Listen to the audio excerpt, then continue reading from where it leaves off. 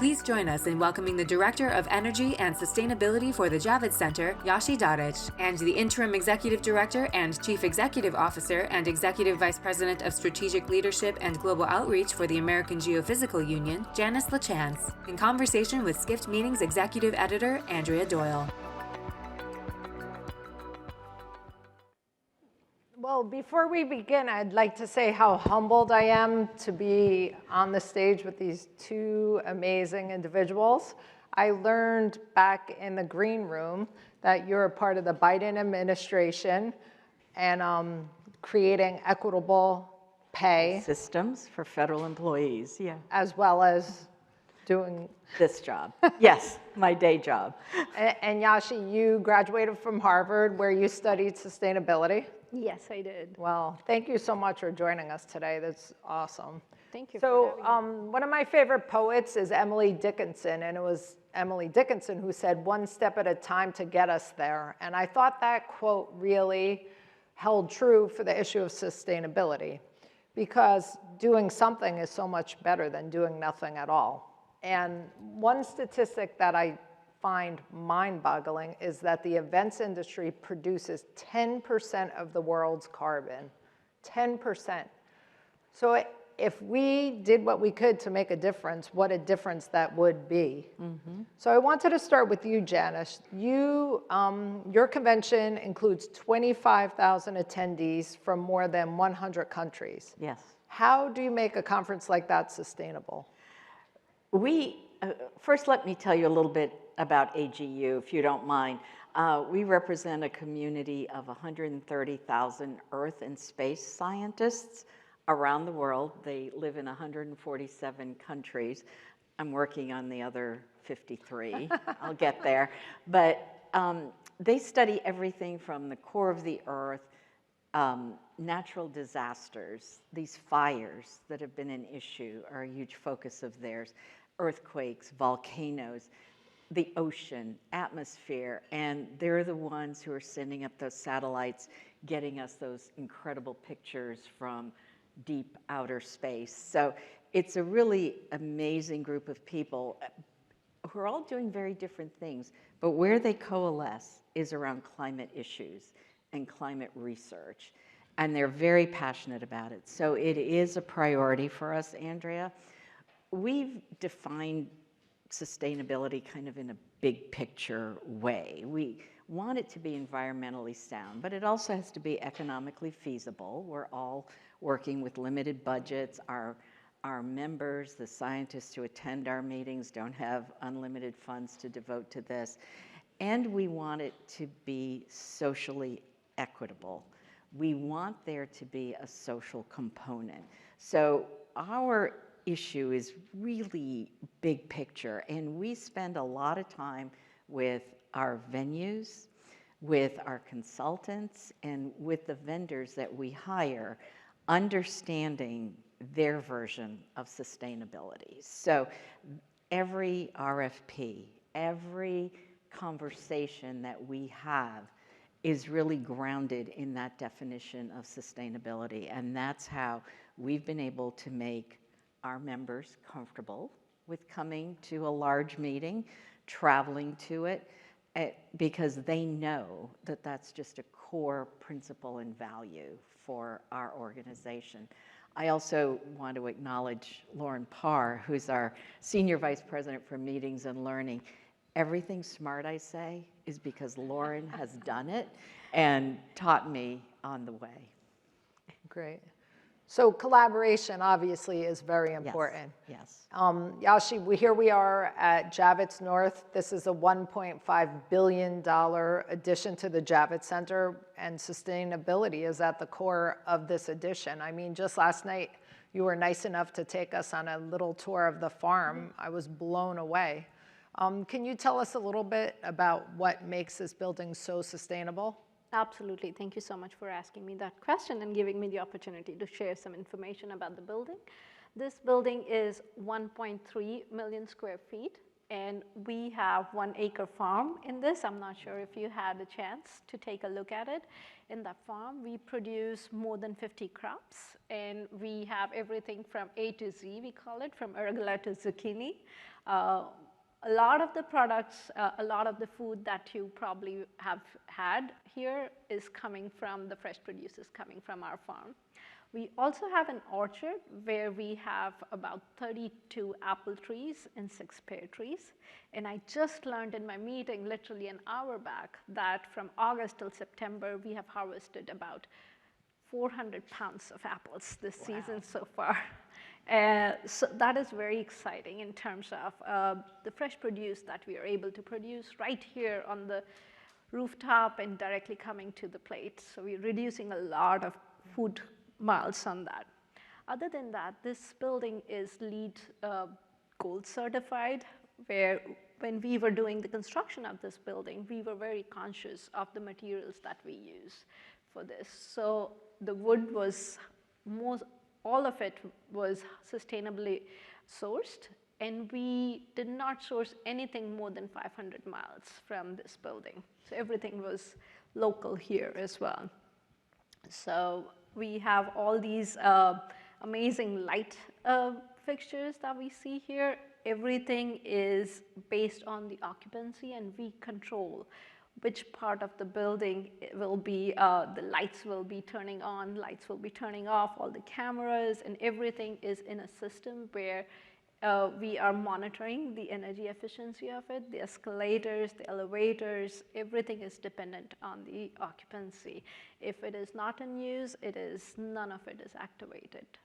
Can you tell us a little bit about the Javits Cares program? Absolutely. So that is one of the programs at Javits that we are very proud of. As you all probably will agree with me, that events industry is one of the industries which is very wasteful, unfortunately. And at Javits, we are trying to lead the way by setting an example we host about more than 200 events here in Javits Center per year. And as you can imagine, lots of events that we host, they leave a lot of stuff behind. And instead of just kind of putting all of that towards landfill, we have created a program called Javits Cares, where if any product which is left behind is in a good condition, we find a home for it. We work with the local community partners, and we donate it. And it is not just non-food related items, we also do the food donations. So I'm excited to hear for this year alone, so far we have donated more than 20 tons of non-food items and more than 60 tons of food items this year. If you think about it, it can make such a difference. It really does, and we're very proud of that. That's wonderful. Thank you. Janice, a planner can never make an event sustainable on their own. It has to be, like we said, collaboration. Yeah. And we chatted about the fact that some destinations are really doing innovative things. Can you touch upon some of the top ones? Well, I don't want to call out names, but I sat here earlier and heard presentation from New Orleans, and they've been a strong partner of ours, the Montreal Convention Center and Visit New Orleans. They have a new name, so I'm sorry I don't remember it, but they have been not only a strong partner, but they've been open to ideas. When we went back right after the pandemic, they were our first venue after the pandemic when things started to open up again. And there were a lot of things that hadn't gotten off the ground again. And one of them was their recycling program.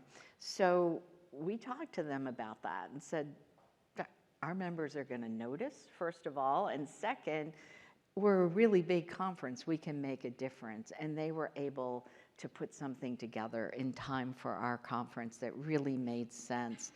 The other thing that we really like to do, and this year we're going to San Francisco.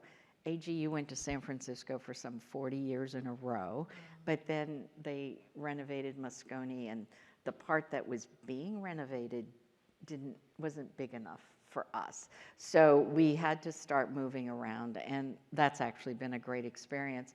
because we can touch different communities, we want to be sure that we leave the community better than when we got there. So if there's an environmental challenge that a part of the city is dealing with that could benefit from some scientific advice, we pair them up with scientists through our Thriving Earth Exchange program. So San Francisco has been great. Last year we're in Chicago. You know, they have a green roof. They really are proud of everything that they're doing. Next year we're in Washington, D.C. Same thing, in the middle of the city, much like this, right in the middle of everything.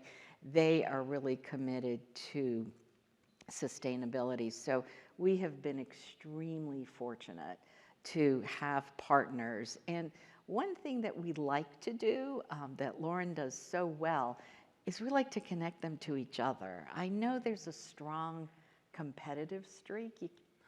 There has to be, right? Everyone wants this business that you all are bringing to them, but sometimes they can learn from each other. Venues, forums like this are very, very helpful, but when somebody's dealing with a very specific problem, we probably have some experience with someone else who's dealt with it, so we pair them up and they learn from each other. So that's sort of since I started out talking about New Orleans, it's a little lagniappe. It's a little something extra that we offer our locations. So when we were chatting in the green room before the session started, I found out both of you were at the Nest Climate Conference last week. Yes. What were, since it just wrapped up, what were some of your key takeaways from that? So from Nest, I attended a couple of sessions, and one of the common things that I noticed was there is a lot of information sharing, and there is a lot of, I would say, engagement as well over the years that I've noticed attending various different climate summits. But one thing that I noticed is missing is the common denominator, where we all need that call to action. We have educated everybody around us a lot, but we need to move to the next steps, and we need to take action, concrete steps towards getting to that point of net zero. Net zero was brought in multiple different sessions about talking about different industries, and that's, I feel, is we all need to get to that point. But how do we get to that point? We all need to start taking actions on our end to get to that point, and we need to be committed to that as well. And Janice, you had mentioned a collaborative organization might help. Yeah, a lot of what I heard last week, and it's building off Yashi's comments, that we have to move from individual action to systemic change, that each of us acting alone, that everything helps, right? Because this is such a serious problem. But what could we do if we were together? And so one of the things that we are proposing, we've actually partnered with PCMA to do this, is to try to find some common denominators.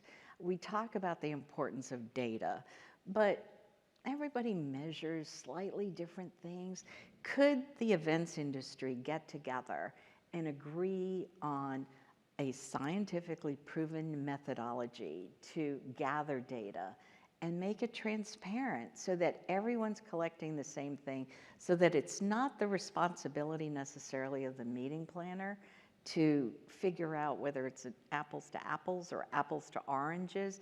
Same with sustainability standards. We all know it needs to be done, but everybody's doing something just a little different.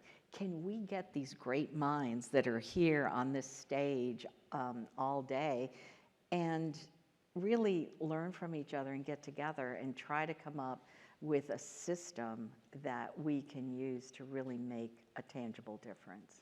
And if you think about it, there was no greater reminder of the importance of sustainability than standing in New York City this summer surrounded by wildfire smoke from Canada. Yeah, I mean, we always say at my organization at AGU that science and climate issues know no boundaries, right? We can have all these political map boundaries, drawn by politicians, doesn't matter. There's a fire in Canada, people even in Washington, D.C. couldn't breathe and had some serious issues. So it really is time for us all to come together and come up with some standards. And this industry is so powerful and so significant. How can they all work together to come up with something that really is helpful to the meeting planner? So our last session we heard from was all about associations. Maybe it's time for one of the associations to become the leader. Yeah. Well, that's what I mean. I hate to pick winners and losers, but we've chosen to partner with PCMA because they have the same vision that we do, that this sort of systemic approach to data, to standards, really will help when it comes to coming up with the harmonization of data that really can help with decision making. So what is the next step with this partnership? Well, we're working on that. We definitely want to talk with them. We're kind of at the early stages. We're talking with them a lot now, but we really want to think about the best way to pull people together in a non-competitive environment where the best minds from Harvard and everything can participate in this and really think about how we can harmonize this information to make it more accessible to everybody. So that's an important call to action. What would be a call to action that you believe is important, Yashi? She's going to come to our meeting. I will, right. definitely. There we go. Wonderful. I would love to. One of the things specific to the events industry that I wanted to share was the Net Zero Carbon Events Pledge. That's something that we at Javits are a proud signatory of, and I feel it could be that framework which can bring the events industry together, where we all are working towards the same common goal of reducing the emissions by 50% by 2030 and getting to the point of net zero by 2050. But how do we get there? It's like a framework that they are working on. And again, it is also in the early steps of it. But they are using the United Nations 2030 agenda as a framework. And I feel, and also at Javits, we feel like having that as a framework to get to that point of net zero and working collaboratively, to Janice's point, I feel is the key to getting to the point where we need to secure the resources for our future generations. Because when we are collaborative, the impact is amplified. When we are working individually, the impact is just local, but we need to move past that, and we need to collaborate and get to that point where we have that impact which is amplified and which has that multiplier effect to other industries as well.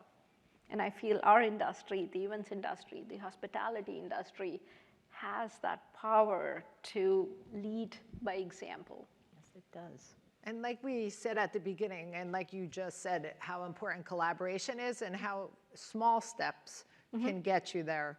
Like we chatted about the fact that not all trade shows need carpeted floors because carpet is not the most sustainable. Absolutely. So one of the things at Javits we are working with is, as I mentioned, like we're working with multiple different events, and some of them want to have the carpet for multiple different issues, for acoustics, for aesthetics.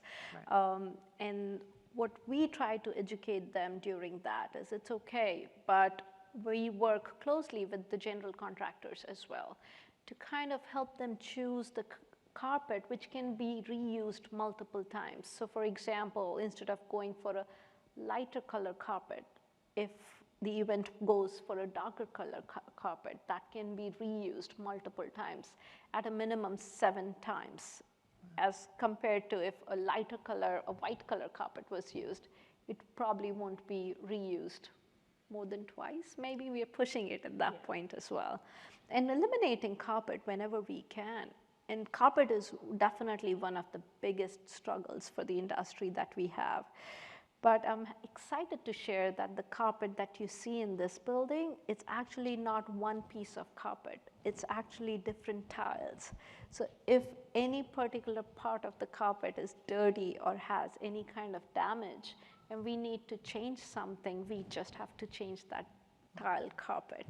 So that was like, just to going back to your point, that sustainability is at the core of everything that was put together for this building. Right. And Janice, do you agree as well that it's small steps that will get us there? Small steps will get us there with a general commitment, a commitment from everybody involved. The climate situation isn't getting any better, and it's not going to get better on its own. It's going to require some really dramatic action.